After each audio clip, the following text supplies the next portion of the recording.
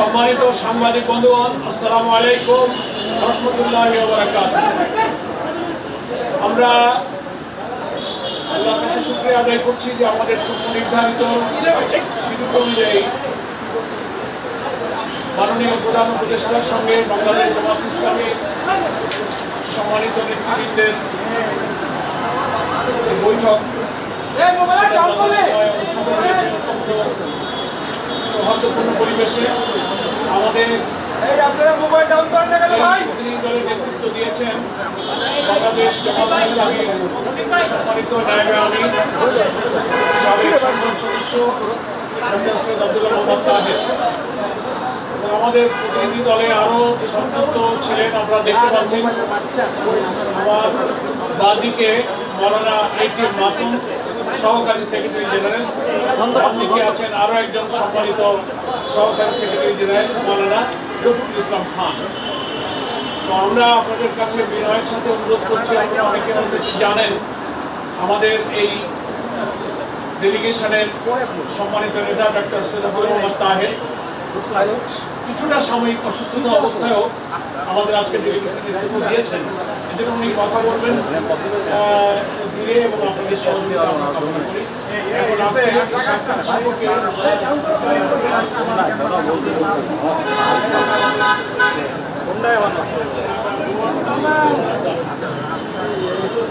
জি, বিসমিল্লাহির রহমানির রহিম। নাহমাদুহু ওয়া নুসাল্লি আলা রাসূলিহি। সম্মানিত এবং প্রিয় সাংবাদিক বন্ধুগণ, আসসালামু আলাইকুম ওয়া রাহমাতুল্লাহি ওয়া বারাকাতুহু। আমি আল্লাহর রহমতে খুব ভালো আছি। আমেরিকা একটু লম্বা সফর ছিল, একটু ডায়াবেটিকের ব্যালেন্স হচ্ছিল, সেই জন্য হসপিটালে আরেক করছি। আলহামদুলিল্লাহ সুস্থ আছি, আপনারা দোয়া করবেন। ভালো আজকে আমরা এসেছিলাম কয়েকটি বিষয়ে মাননীয় চিফ অ্যাডভাইজারের দৃষ্টি আকর্ষণ করার জন্য এবং কিছু বিষয়ে আমাদের মতামত এবং করণীয়, এই সরকারের করণীয় সম্পর্কে আলোচনা করার জন্য। প্রথমে আমরা ওনাকে ধন্যবাদ জানিয়েছি আমেরিকাতে ওনার সাথে দেশের প্রধান রাজনৈতিক দলগুলোর প্রতিনিধিদের সাথে নেওয়ার জন্য, যেটা আমাদের ডেলিগেশনের মর্যাদা সেখানে বৃদ্ধি করেছে এবং জনগণের পার্টিসিপেশন তৈরি হয়েছে। আমরা ওনাকে আরও ধন্যবাদ জানিয়েছি যে ওনার যে কমিটমেন্ট ছিল যে সংস্কার করবে, দীর্ঘ সময় এক্সারসাইজ করার মাধ্যমে আমরা সংস্কারের কতিপয় বিষয়ে একমত হয়েছি এবং সেই সংস্কারগুলোর উপরে আমরা একটা দলিল তৈরি করার জন্য সকলে মিলে সিগনেচার করেছি। বাংলাদেশ জামাত ইসলামী এই সনদে ওয়ান অফ দি সিগনেটরিজ, একটা জাতীয় ইতিহাসে একটা হতে থাকবে। মাননীয় উপদেষ্টার পক্ষ থেকে আমাদেরকে ধন্যবাদ জানানো হয়েছে, আমরা যেহেতু এখানে সিগনেচার করছি তারা পক্ষে আমরা এই প্রসঙ্গে আমরা খুব দুটি স্পষ্ট কথা বলেছি যে দীর্ঘ কয়েক মাস ধরে বহু লোকের পরিশ্রমে বিভিন্ন রাজনৈতিক দলের অংশগ্রহণে আমরা যে ঐক্যমত্যে পৌঁছেছি, বেসিক্যালি প্রায় ৮০ উপরে সংস্কারে, তার ভিতরে বেসিক কতগুলো পয়েন্টস আছে যেটির সংখ্যা 19টি এবং এখানে আমরা সকলে সিগনেচার করছি। এখন যেটা প্রয়োজন সেটা হচ্ছে এটাকে আইনি ভিত্তি দেওয়া, এটাকে ইমপ্লিমেন্ট করা এবং এই সনদের মাঝে যেগুলো আগামী নির্বাচন সংশ্লিষ্ট সেগুলোকে আগেই পাস করিয়ে তার ভিত্তিতে নির্বাচন দেওয়া, সেটা হচ্ছে ইম্পর্টেন্ট। আমাদেরকে এটা বলা হয়েছে যে এটা যে সমস্ত পয়েন্টে আপনারা একমত হয়েছেন সেগুলো নিয়ে সনদ এটা সাইন করুন, ইমপ্লিমেন্টেশনের ব্যাপারে আমরা আপনাদের সাথে একমত হয়ে সেটা আমরা করব। আমরা আজকে এটা বাস্তবায়নের জন্য ওনার দৃষ্টি আকর্ষণ করেছি, উনি আমাদের সাথে একমত হয়েছেন যে এটা বাস্তবায়ন যদি না হয় তাহলে এই পরিষ্কার কন্ডশ্রম ছাড়া কিছু না। সে কারণে উনি বলেছেন আমি যথাযথ উদ্যোগ নেব। আমরা সেখানে বলেছি একটি আদেশের মাধ্যমে এটাকে সাংবিধানিক মর্যাদা দিতে হবে। এটা কনস্টিটিউশন নয়, এটা হচ্ছে এক্সট্রা কনস্টিটিউশনাল অ্যারেঞ্জমেন্ট, যেটা কোনো সরকার এরকম একটি পরিস্থিতি পড়লে দেওয়ার এখতিয়ার রাখে। এবং উনি আমাদের সাথে একমত হয়েছেন যে একটা আদেশের মাধ্যমে এটা হবে।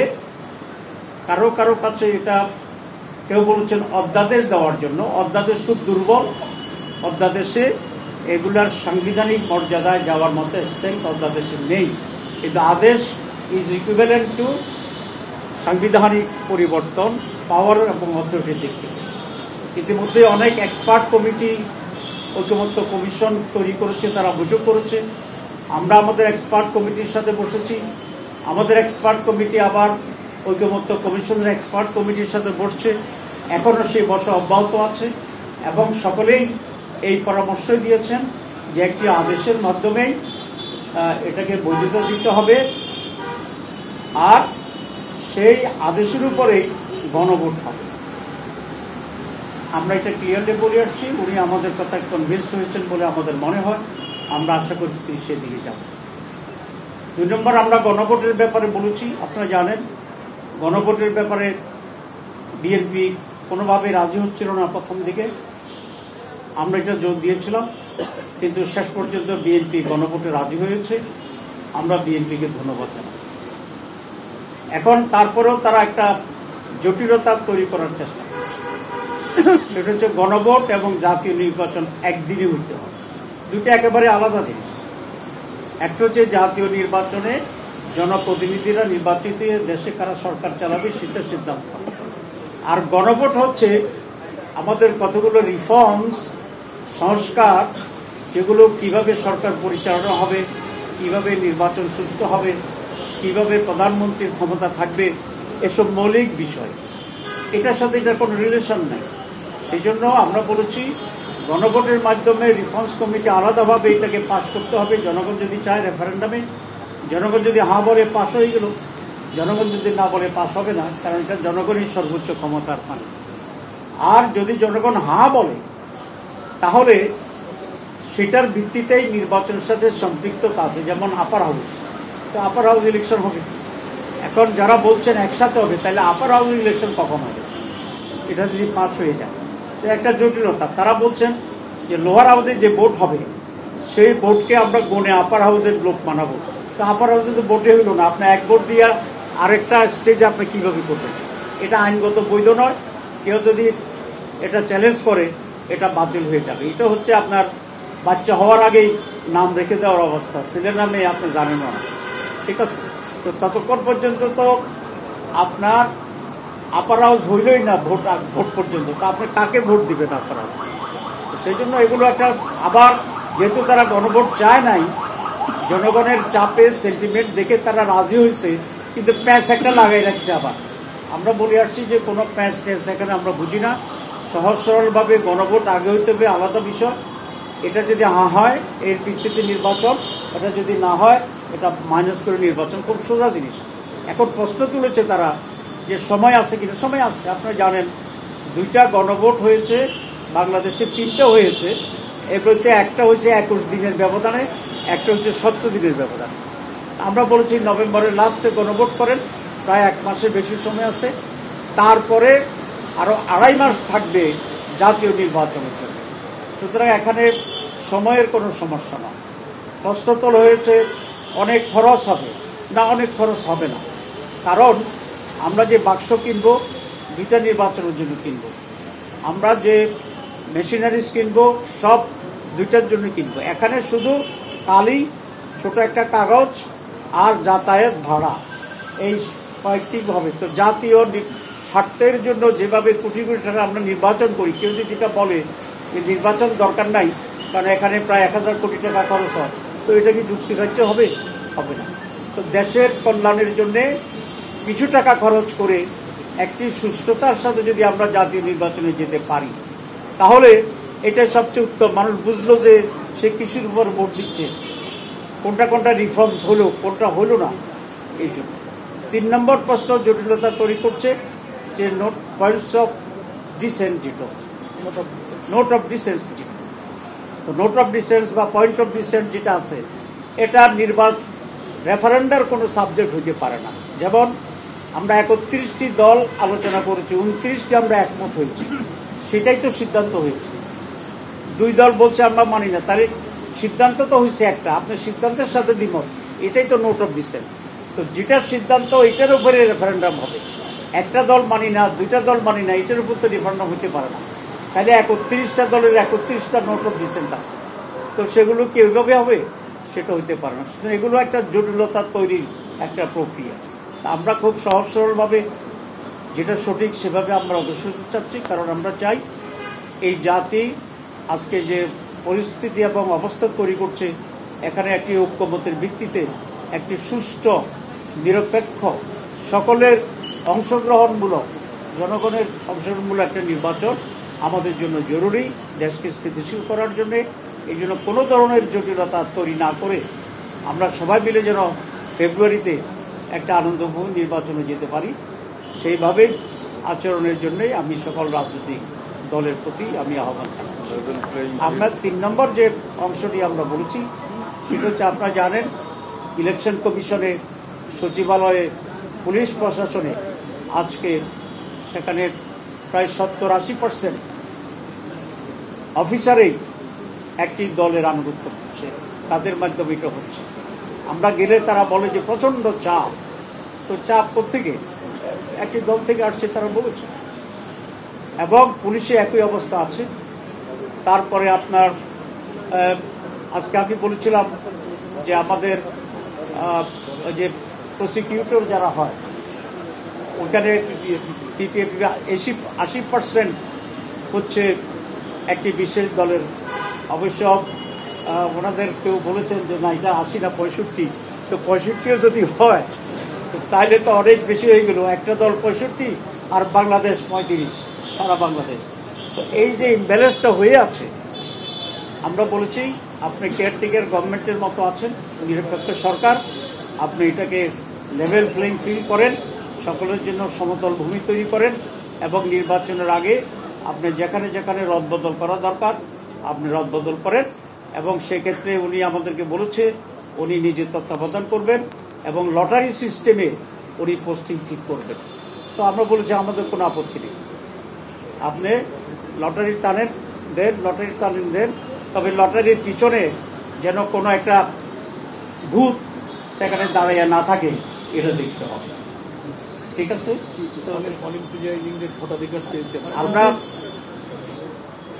আমরা বলেছি যে লেভেল প্লেইং ফিল্ডের জন্য প্রশাসনকে রদবদল করতে হবে, এবং সেটা যদি উনি লটারি সিস্টেমে করেন, এটার সাথে আমরা একমত হয়েছি। আমরা আরেকটা পয়েন্ট আমার প্যাসেঞ্জার স্লিপ হয়ে গেছে, সেটা হচ্ছে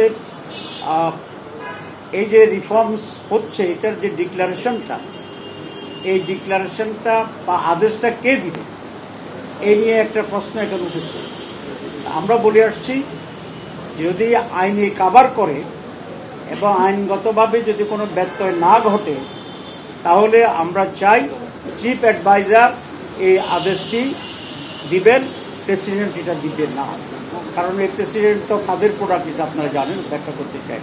ওনারা আমাকে বলেছেন যে ওনারা আইনগত দিকটা পর্যালোচনা করবেন, যদি আইনগত কোনো সমস্যা না হয় তাহলে প্রেসিডেন্ট নয়, এই ঘোষণাটা প্রধান উপদেষ্টাই দিবেন। এটা আজকে আমরা মত দিয়েছি, ওদের আমরা এটা নিয়ে আলোচনা করি।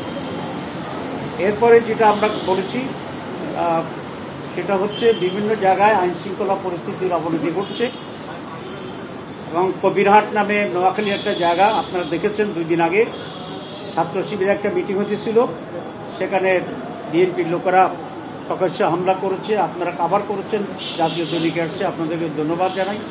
আমরা এটা ওনার দৃষ্টি আকর্ষণ করছি যে এইরকম যদি এখনই শুরু হয় তাহলে নির্বাচন কি হবে। মর্নিং শোজ দ্য ডে, আমরা জানি তো এটা মর্নিং শোজ দ্য ডে, সুতরাং ওনারা এখনই শুরু করছেন। আমরা বলছি এটা থামার, এটা যদি আপনি না থামাতে পারেন তাহলে নির্বাচন নিয়ে সংশয় তৈরি হবে, অনিশ্চয়তা তৈরি হবে।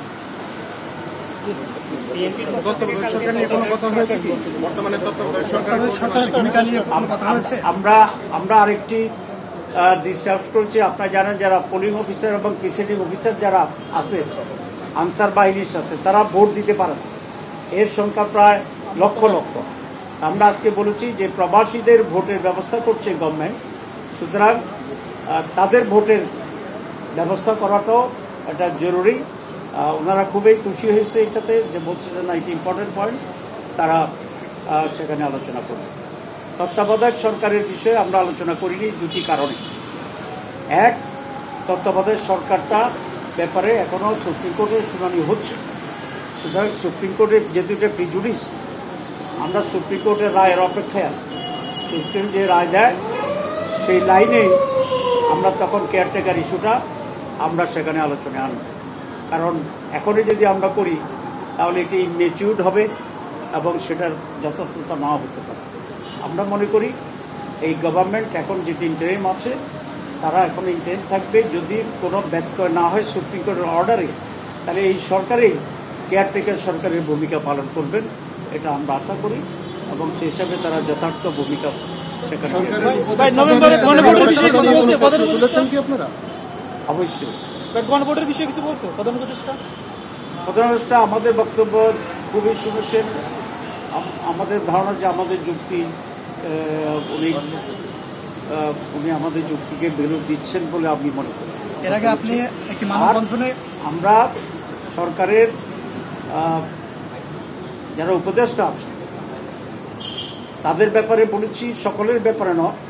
আমরা বলেছি কিছু কিছু লোক আপনাকে বিভ্রান্ত করে, আপনার প্রতি আমাদের আস্থা আছে, কিন্তু আপনার কিছু লোক আপনার পাশে আপনাকে বিভ্রান্ত করে এবং ওরা কোনো একটা দলের পক্ষে কাজ করে। আমরা মনে করি তাদেরকে তাদের ব্যাপারে আপনাকে হুঁশিয়ার থাকা দরকার, সচেতন থাকা দরকার। অপসারণে কোনো দাবি তুলেছেন কিনা? আমরা এখনো আজকে উঠে নাই। আমরা প্রথমে দৃষ্টি আকর্ষণ করছি। আপনারা জানেন জামাত ইসলামী খুবই একটা সিস্টেমেটিক ডিসিপ্লিন পার্টি। আমরা প্রথম দিন যাইয়াই অপসারণ চাইনি। আমরা বলেছি আমরা এখন দৃষ্টি আকর্ষণ করছি, আমরা সময় দিচ্ছি, আপনাকেও সুযোগ দিচ্ছি। যদি না হয় তাহলে আমরা যা যা করণীয় সেগুলোর ব্যাপারে আমরা চিন্তা করব, আমরা সেটা করব। বিশেষ আদেশের জারির ব্যাপারে প্রধান উপদেষ্টা কি বলেছেন? প্রধান উপদেষ্টা বলছেন যে উনি এগুলো নিয়ে গভীরভাবে চিন্তাভাবনা করছেন এবং যেটা উত্তম হবে সেটি উনি করবেন ইনশাআল্লাহ। আমার মনে হয়েছে আমাদের কথা উনি কনভিন্স হয়েছেন। Thank you very much. আপনাকেই বলছি, ইন্স্যুরেন্স করলে সিটিতে সুরক্ষা পাবেন নিশ্চিত।